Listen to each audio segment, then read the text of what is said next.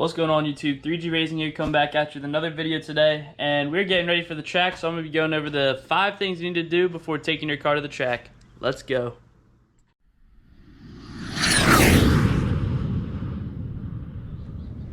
So first things first, here's the car I'm taking to the track today. It's a 2003 Mitsubishi Eclipse GT.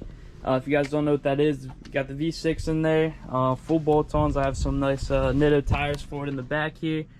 But yeah, this is my track car. I don't daily it, but it runs low 14s in the quarter mile, so I'm going to show y'all how to get those results. Alright, so step 1, we have to clean out the interior, get as much weight out as possible, so let's get into that. So as you guys can see, it is an absolute mess in here right now. I have spare taillights, I have some pants in there, I need to bring those with to the track. OBD scanner, just a whole bunch of stuff that I do not need in here, so we're going to start tearing stuff apart, and yeah, let's get it ready. So we're going to pretty much take out everything we don't need here, so let me unlock the door quick, and we'll get right in here.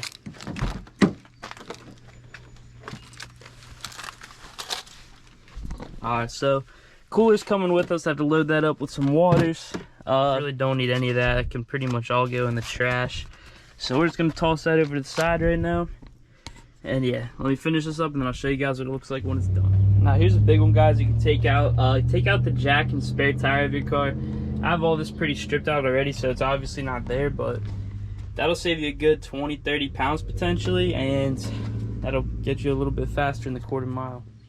Alright guys, so we just finished up cleaning up the car, and let me tell you, it looks a whole lot better now. We got everything out of it that we could. Still got the tires in the back there, and she's ready to rip. So now on to step 2. Alright guys, now for step 2. This is a pretty easy one here. It's not going to take a lot of work, just like 2 seconds to check, but it's also going to be the most important. So step 2 is checking all your fluids. Make sure you got coolant, make sure you got oil, all that stuff. That way when you're out there, you're not screwed with the broken car, and this way you'll just keep everything how it should be. Just routine maintenance pretty much. Just make sure you got coolant and all that stuff before you take it to the track. So we're going to check that now, and we'll see how it is. Still might be a little bit hot, which is why I'm kind of worried here. Alright. Yeah, so it looks like we're good on coolant there. We have pretty much up to the line, so that's good. The reservoir is also looking good over there, so we'll just put this cap back on. And then we can check the oil real quick. I already know the oil's good. I just filled it up like 2 weeks ago, so it looks nice on that oil dipstick there. So yeah, we're gonna be all good on that. But if you haven't checked those in a while, make sure you check them before heading out to the track, because the last thing you want to do is break your car.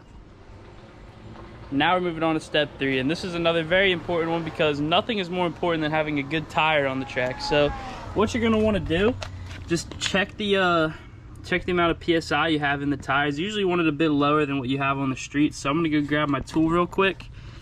And we're gonna see what we're sitting at now.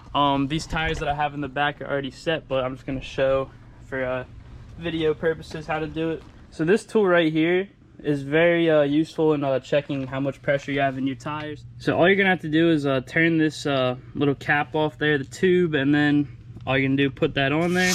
It'll shoot out.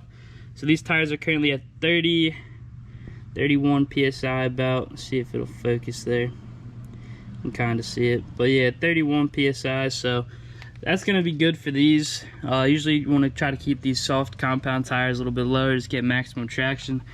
But if you're going to the track on street tires, I highly recommend just getting a nice set of tires like this. The Bridgestone Potenzas or the Nitto NTO ones that I have back there. They are absolutely hooking up at the track. So if you have the opportunity to get better tires before you go to the track, 100% I'd recommend getting some Nittos.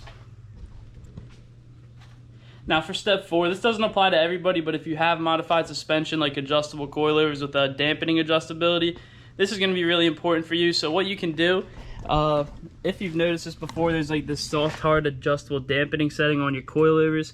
So you're going to want the fronts all the way soft. So to do that, you're just going to turn it left all the way. So just like that until it's soft all the way in the front. You're going to want to do the same thing on both sides, and then make the backs all the way hard the same way you did the fronts, just turn it the opposite direction.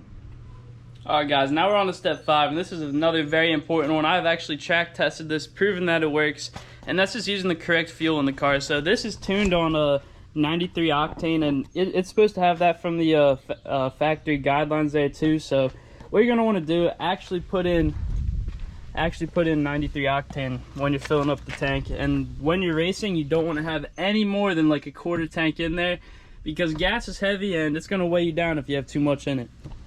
And another important trick you can do with that, throw in a little bit of octane booster. Just make sure it's not rejecting any timing that you've thrown at it with the tune. So a little bit of octane boost will never hurt anything. Just put a little bit in with your tank there.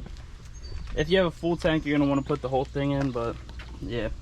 That's going to do it for today's video then, guys. I really hope you enjoyed this video, and I hope it helps you improve your quarter mile time. If it does, drop a comment below of how much it improved, and I'll see you on the next video. Peace.